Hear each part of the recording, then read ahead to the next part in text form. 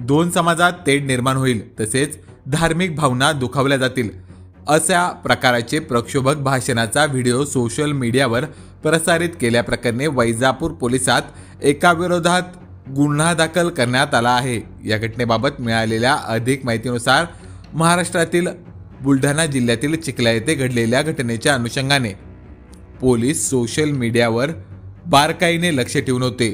दरम्यान या घटनेच्या अनुषंगाने 22 फेब्रुवारी रोजी इसम नामे उमेश अनिल जगताप राहणार खंडाळा तालुका वैजापूर याने त्याच्या इंस्टाग्राम अकाउंटवरून स्वतःचा प्रक्षोभक भाषणाचा व्हिडिओ अपलोड करून दोन गटामध्ये शत्रुत्वाच्या द्वेषाच्या भावना वाढवल्याने पोलिसांच्या निदर्शनास आले।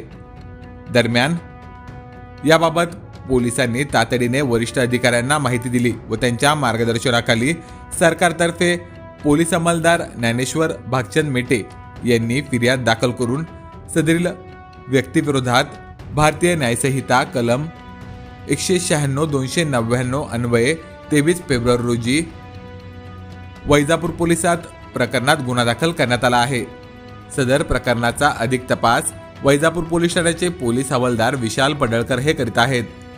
दरम्यान पोलीस निरीक्षक सत्यजित तैतवले यांनी या पार्श्वभूमीवर नागरिकांना आवाहन केले आहे की वैजापूर पोलीस समाजातील समाजकंटकांच्या हालचालींवर सोशल मीडियावर बारकाईने लक्ष देऊन कुठलाही अनुचित प्रकार घडू नये म्हणून कोणत्याही प्लॅटफॉर्मवर चुकीचे संदेश, प्रक्षोभक भाषणे, व्हिडिओ, रील्स पोस्ट करणाऱ्यांवर कठोर कारवाई करणार आहे। यामुळे अशा प्रकारचे कुठलेही वर्तन करण्यात येऊ नये असे आवाहन त्यांच्याकडून जनतेला करण्यात आले आहे।